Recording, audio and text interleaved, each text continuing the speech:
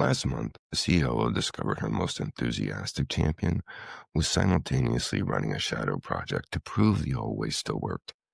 He wasn't lying when he supported the change. He genuinely believed in both futures at once, but he was hedging his bets on which one would win. This is what we call positive resistance, and it's one of the most dangerous forms of opposition your change efforts will ever face. It's not malicious. It emerges from the subconscious. It can be driven by uncertainty, by a desire to protect what exists, by fear of what change will bring, or by some combination of all three.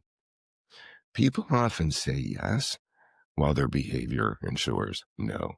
They volunteer while subtly sabotaging. They support while unconsciously undermining. They agree while holding tight to the past. And here's what makes it so challenging. It often comes from people who genuinely want the initiative to succeed, even as their psychology works against it. I'm Kevin Novak, CEO of 2040 Digital, professor at the University of Maryland, and author of The Truth About Transformation, Leading in the Age of AI, Uncertainty, and Human Complexity. I also write the Ideas and Innovations weekly newsletter. Welcome to the Human Factor Podcast, where we explore the intersection of humanity, technology, and transformation, along with the psychology that determines transformation success. Today, we're exploring the 12 hidden types of resistance that kill change initiatives even when everyone claims to be supportive. Most leaders focus on visible resistance. The vocal critics, the training avoiders, the openly skeptical. These are the people who are seen and heard, and they're often the easiest to address. But here's the thing. Visible resistance only accounts for maybe 20% of project failures. The other 80% comes from psychological resistance operating below conscious awareness. It shows up as helpfulness, as quality concerns, and as thoughtful questions that somehow never permit action. It appears reasonable rather than resistant. And that's exactly what makes it so deadly. I've identified 12 distinct types of hidden resistance that operate unconsciously in organizations and in individuals as well. Each has its own psychology. Each serves a protective function. Each sounds legitimate while functioning as obstruction. These 12 patterns cluster into 4 different categories. The first category is identity-based resistance, which protects who we believe ourselves to be. The second is competence-based resistance, which protects our sense of capability. The third is social-based resistance, which operates through relationships and group dynamics. And the fourth is environmental-based resistance. It emerges from organizational conditions themselves. So let's talk about what's really happening in your organization, and very likely in yourself. Here's how we typically think about resistance. There are people who support the initiative, people who oppose it, and people who are generally neutral. We invest energy converting the opponents and motivating the neutral parties. The supporters, well, we feel they're on our side. We don't need to worry about them. The mental framework here is fundamentally wrong. Research from implementation science shows that self-reported support for organizational change usually runs between 70 and 85%. People genuinely believe they support the initiative, but actual adoption rates, measured by behavior change rather than survey responses, average between 30 and 45%. That's a massive gap between what people say, how they feel, and what they actually do. The traditional explanation for this gap is, of course, poor execution. We assume the team failed to communicate effectively. We assume they didn't provide adequate training. We assume they all moved too quickly. But that's not the primary cause. The primary cause is the unconscious resistance that is operating through 12 distinct psychological patterns. Again, they appear helpful. They appear professional while systematically preventing success. The supporters aren't lying about their commitment. They're operating with multiple simultaneous truths that they can't consciously reconcile. Yes, they believe the change is necessary. Yes, they think the current state needs to evolve. And yes, their psychology is protecting them from that change through patterns that feel like professionalism, quality control, or even risk management. So understanding these patterns requires looking honestly at human psychology in ways that makes us really uncomfortable, because every one of these patterns operates in us too. We may not realize the influence of our unconscious patterns are having on us. We may not even question why we've made certain statements or taken certain actions. They feel right. They felt productive. They made us feel better. As I walk through each of the 12 types, I want you thinking about your current projects, particularly anything that involves change or innovation. You're going to recognize these patterns. They show up in almost every initiative, sometimes even in day-to-day work. The question isn't whether hidden resistance exists in your organization or in yourself. It's whether you've developed the psychological insight to recognize it in yourself, your team, and your colleagues. Let's start with category 1, identity-based resistance. This category contains the most powerful forms of hidden resistance, those that emerge when change threatens professional identity. I'm not talking about job security here in the obvious sense. I'm talking about identity security, the psychological certainty that you know who you are and what makes you valuable. When that certainty gets threatened, the mind responds in some very predictable ways. There are 3 types of resistance in this category. The first type, expert identity protection. This pattern emerges when skilled employees unconsciously protect their expert status by resisting changes that would make their specialized knowledge less valuable, or that would require them to become beginners all over again. The psychology here is pretty straightforward. When expertise becomes core to professional identity, anything that threatens that expertise threatens their sense of self. The resistance shows up as quality concerns, technical objections, or the identification of edge cases that somehow prove new approaches won't work. Think about financial analysts. They're resisting new platforms because those platforms will let junior people perform tasks that previously required years of specialized knowledge. Analysts aren't being difficult. They're protecting an identity that was built on that specialization. But expertise isn't the only aspect of professional identity that change can threaten. Sometimes it's not about what you know, it's about the role that you play. That brings us to the second type, role relevance anxiety. This is unconscious fear that the initiative will eliminate a role or make contributions less valuable. It drives behaviors that make people appear more indispensable. Think here high performers who suddenly become risk adverse. They start micromanaging details that they used to delegate. They create unnecessary complexity in simple processes. They're not consciously trying to create dependencies. They're unconsciously responding to the identity threat. Another case, production supervisors who insist on manual reviews of automated schedules while they run around seeking edge cases to prove human judgment remains essential. That's role relevance anxiety in action. Expert identity protection is about preserving current value, while role relevance anxiety is about protecting present contributions. But for some people, their sense of self isn't just tied to what they know or do today. It's tied to what they've accomplished over years. That's the third type in this category, historical success attachment. When personal identity becomes intertwined with historical organizational success, change feels like a rejection of professional legacy. This pattern shows up as constant reference to how we used to do things and the subtle undermining of new processes by highlighting their past successes. Veterans aren't being nostalgic. They're protecting an identity built on the very practices that are being replaced. They're protecting what they see as their value to the organization, being a mentor, being a knowledge source, being the person others come to for guidance. The resistance sounds like organizational memory or wisdom, but it actually functions as change prevention.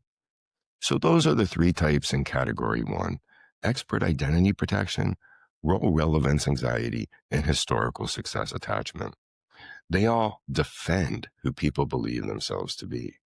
But identity isn't the only thing change threatens. Sometimes the fear isn't about who you are. It's about whether you can actually do what's being asked of you. That brings us to category two: competence-based resistance. This category emerges when change highlights competence gaps. These patterns protect people's sense of being capable. And if you're wondering where this plays out, think about organizations right now demanding their employees incorporate AI into everything that they do. So there are three types in this category. The first in this category is imposter syndrome amplification. When a change effort highlights knowledge gaps, it can trigger or amplify existing imposter syndrome. That fear of being found out as less competent than others believe them to be. Capable employees become overly cautious. They seek excessive validation. They avoid taking initiative with new processes. The project didn't create their imposter syndrome, but it amplified it by creating visible learning situations that feel psychologically threatening. Senior consultants who research extensively before attempting simple tasks in new software, they aren't incompetent. They're terrified of appearing incompetent.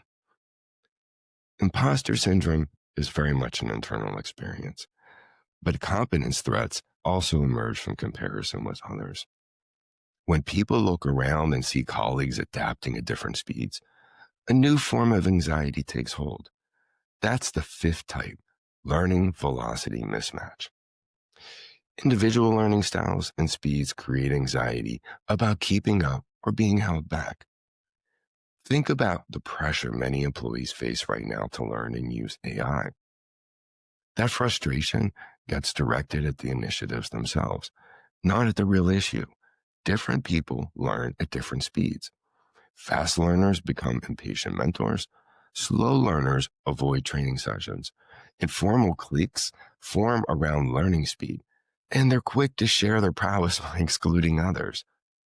As a result, resentment builds on all sides, and all of it gets aimed at the project instead of at the structural failure to accommodate different learning speeds. Both imposter syndrome amplification and learning velocity mismatch create discomfort with the process of becoming competent. But for some people, the problem isn't fear of looking incompetent or falling behind. It's an inability to tolerate being anything less than perfect. And so that's the sixth type: perfectionist paralysis.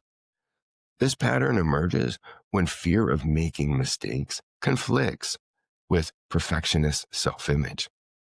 People delay adapting until they feel completely competent. They bury themselves in existing systems while consuming training materials endlessly. They're trying to achieve perfection before they begin, so they never begin. Competence here requires practice, and perfectionism prevents practice. Think about attorneys refusing to touch a new case management system until they've read every manual. They aren't being thorough. They're letting perfectionism prevent the practice that would actually build their confidence. So those are the three types in category two: imposter syndrome amplification, learning velocity mismatch, and perfectionist paralysis. They all operate primarily within the individual. They're driven by personal fears and internal experiences. But humans don't exist in isolation. We work in teams and organizations where relationships matter enormously. And that's where category three emerges. Category three is social-based resistance. These patterns operate through social dynamics. They create resistance that feels like solidarity, wisdom, or even prudence rather than obstruction. There are three types in this category. The first is loyalty conflict. Employees experience conflict between loyalty to respected colleagues who resist change and their commitment to the organizational goals. They're not being difficult, they're being torn. When influential team members express skepticism about new approaches, others face genuine psychological tension between supporting the initiative and maintaining important relationships. This creates hesitation that looks like careful consideration while actually functioning as social resistance. Loyalty conflict is about maintaining specific relationships, but social influence operates even when there's no personal relationship at stake. Sometimes people resist simply because they're watching everyone else wait. That's the eighth type, social proof shortage. When everyone waits for peers to adopt first before committing themselves, it creates standstills where nobody leads. This is classic social proof dynamics playing out in an organizational context. People look to others to determine appropriate behavior. And when nobody moves first, nobody moves at all. The waiting looks prudent, but it actually produces organizational paralysis. Loyalty conflict and social proof shortage are about relationships and conformity. But there's a third social pattern here that's more strategic. Some people resist change not because of relationships, they resist because of power. That's the ninth type, influence network disruption. Change efforts often disrupt informal influence patterns and social status within organizations. This triggers unconscious fear in people who benefit from the current power structures. The resistance appears as concerns about organizational effectiveness, while it's actually protecting personal influence. People aren't being political. They're responding to genuine psychological threats about their social position. So those are the three types in category 3. Loyalty conflict, social proof shortage, and influence network disruption. They all emerge from how humans relate to each other. But there's one more category, and it operates at an entirely different level. Sometimes the resistance isn't coming from individual psychology or social dynamics. Sometimes it's being created by the organizational environment itself. That's category 4, environmental-based resistance. This final category operates through environmental factors that create fear, doubt, or conflict around the change initiative. There are 3 types in this category as well. The first is safety uncertainty. When people fear expressing concerns or making mistakes during a change effort, they engage in surface compliance without making genuine adoption. Psychological safety research shows that environments lacking safety produce outward agreement, masking internal resistance. People smile in meetings about new systems while running shadow workflows that actually get work done. They're not being dishonest. The environment doesn't permit honest engagement with initiative challenges at all. So safety uncertainty is about the present, whether it's safe to engage authentically right now. But environmental resistance can also emerge from the past. When organizations have a history of abandoning initiatives, that history creates its own form of resistance. That's the 11th type, resource skepticism. This pattern emerges from doubt about whether the organization will actually commit the necessary resources for success. That doubt causes people to hedge their investments in the effort. They've seen initiatives launched with enthusiasm, only to be under-resourced within 6 months. So they protect themselves by maintaining dual systems or work processes. The skepticism looks like wise caution, but it functions as self-fulfilling prophecy. Hedged commitment produces exactly the under-resourced result they feared. Resource skepticism draws on organizational history. But the final type of hidden resistance operates at the deepest level, the organizational culture. Sometimes the resistance isn't about safety or resources. It's about fundamental values. That's the 12th and final type, culture misalignment. When initiative requirements conflict with deeply held organizational values, people experience internal resistance to what feels like betraying the cultural principles they've internalized over time. This isn't about being stuck in the past. It's about genuine psychological conflict between new requirements and identity-defining values. The resistance appears as principal opposition while actually reflecting unresolved tensions between where the organization is headed and who it has been. So we've walked through all 12 types across 4 categories. Category 1, identity-based resistance, including expert identity protection, role relevance anxiety, and historical success attachment.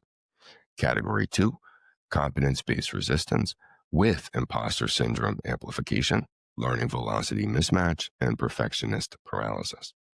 Category 3, social-based resistance with loyalty conflict, social proof shortage, and influence network disruption.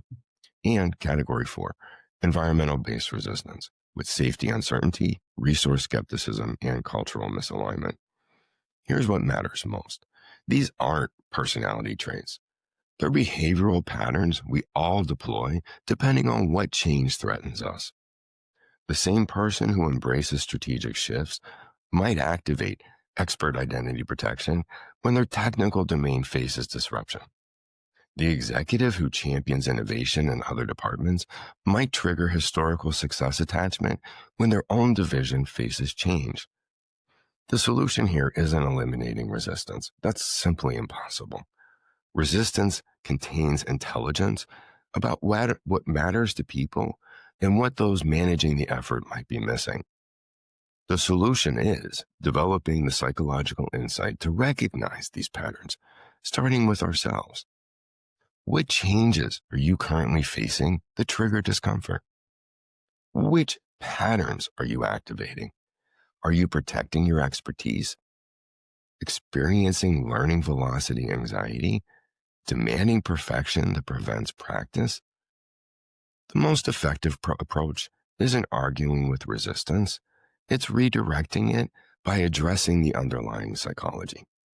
When someone shows expert identity protection, the question isn't, why are you resisting? It really should be, what matters to you that feels threatening? That redirects resistance from unproductive opposition to a constructive dialogue.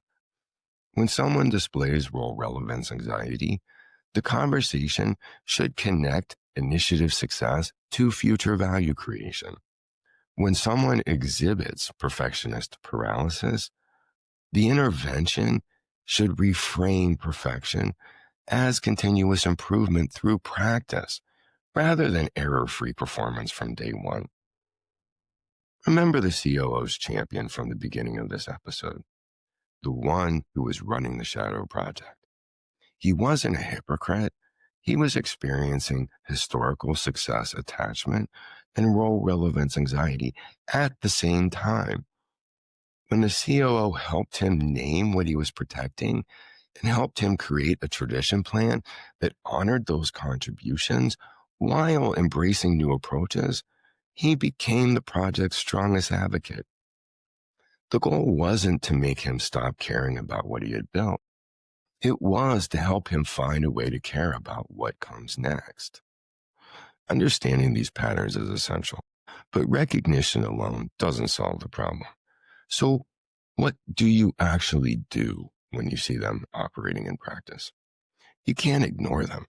They represent real concerns, even when driven by unconscious resistance. You can't dismiss them as irrational. The people raising these concerns are operating in good faith. They genuinely believe they're being helpful. So here's the framework I use. I've drawn this from implementation science and my work across 2 decades with change projects. It's built on recognizing that resistance patterns serve protective function. You don't eliminate them. You reduce the psychological need for them. So first, make the patterns visible without blame. Most leaders, when they recognize these patterns, feel frustrated. That frustration leads to confrontation. Confrontation triggers defensiveness. Defensiveness intensifies the resistance. Instead, Describe what you're observing as organizational dynamic rather than individual behavior. Think about this. In a steering committee meeting, you might say something like, I'm noticing a pattern across our initiative.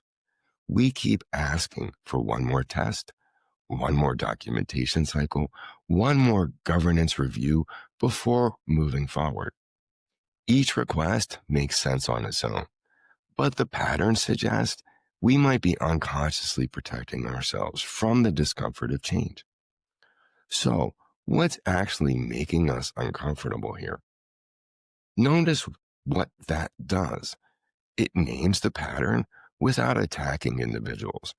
It includes yourself in the we rather than positioning yourself outside of the resistance. Next, create structured space for discussing underlying fears.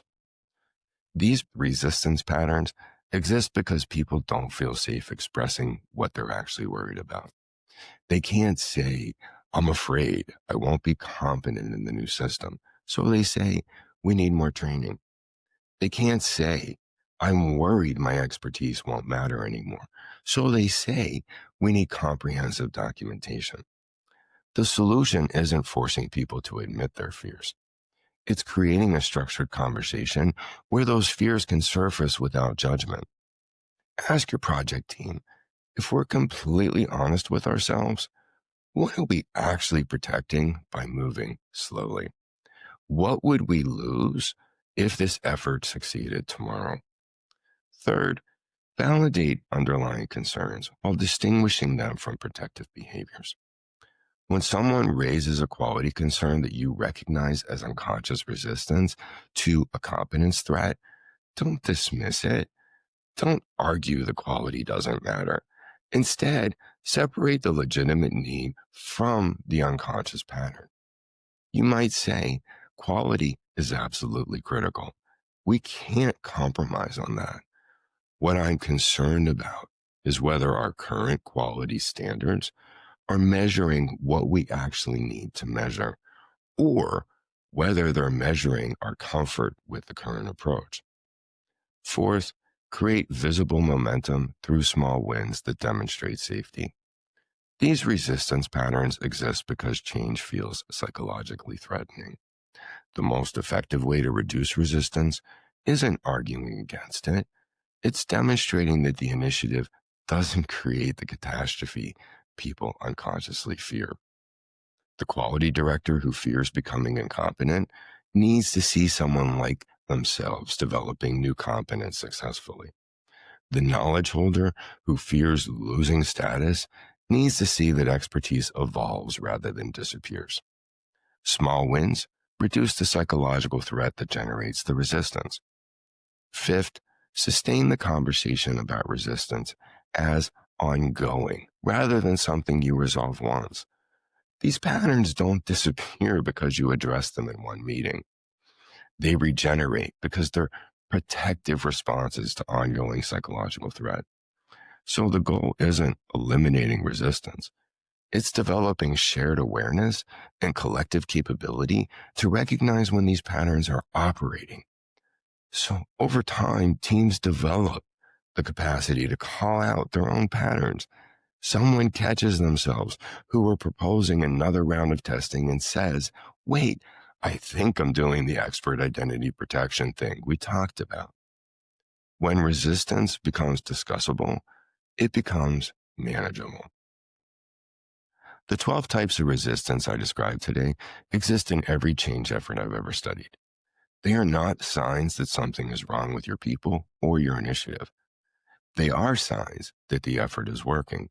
They are evidence that people are recognizing, even if only unconsciously, that real change is about to happen, that their identity, their competence, their status, or their relationships are genuinely being subject to change. The resistance, then, is evidence that the initiative matters enough to trigger these psychological defense mechanisms. Most leaders fight these patterns and see them as obstacles. They see resistance as something to overcome, defeat, or even circumvent. But that approach intensifies the resistance because it confirms the threat that triggered the protective behaviors in the first place. The implementation science approach, the approach I embedded in the human factor method, treats resistance as information. It's a signal about underlying psychology that needs attention, not because people are being difficult, but because change creates legitimate psychological challenges that our brains are designed to protect us from. The resistance you can't see is creating challenges in organizations everywhere right now, whether it's a project, new system, new process, or organization-wide transformation. Hidden resistance is operating in your best people, appearing as helpfulness while functioning as obstruction. And here's the uncomfortable part. It's likely operating in you too. We all activate these patterns depending on what change threatens. For anyone addressing resistance, it's uncomfortable work. It requires looking honestly at human psychology, including your own. It means acknowledging that the analysts protecting their expertise, the supervisors creating dependencies, the veterans who are defending historical practices, they're not being difficult. They're protecting something that genuinely matters, their sense of who they are and what makes them valuable. Until that underlying psychology gets addressed, no amount of communication, no amount of training, and no amount of change management will ever allow it to be overcome. The question isn't then whether hidden resistance exists in your organization. It's whether you're willing to develop the uncomfortable skill of seeing it, starting with yourself. In our next episode, we're exploring something that connects everything we've discussed in this series: transformation fatigue.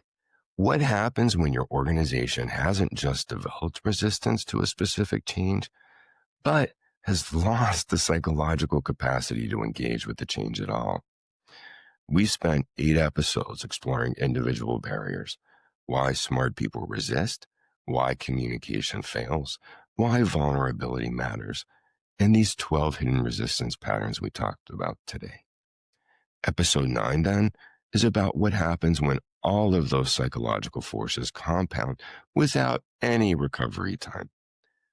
Think about this. When AI mandates are layered on top of restructuring, then layered on top of return to office policies, and layered on top of economic uncertainty, each change might be manageable in isolation. Together, they exceed human cognitive architecture. If you've ever wondered why your well-designed initiative stalled despite great executive support and adequate resources, episode 9 will show you the invisible crisis no one's measuring and what you can actually do about it. If you found today's episode valuable, subscribe to the Human Factor podcast wherever you listen. Leave a rating and a comment and share this episode with your team. Understanding the psychology at play helps everyone. For weekly insights about change psychology, organizational behavior, and the human factors that determine success, subscribe to my Ideas and Innovations newsletter on Substack. Until next time, remember, resistance isn't the enemy. Invisible resistance is the enemy. Once you can see these patterns, you can work with them instead of fighting them. And that's when real change becomes possible. This has been the Human Factor Podcast. I'm Kevin Novak. Thanks for watching or listening.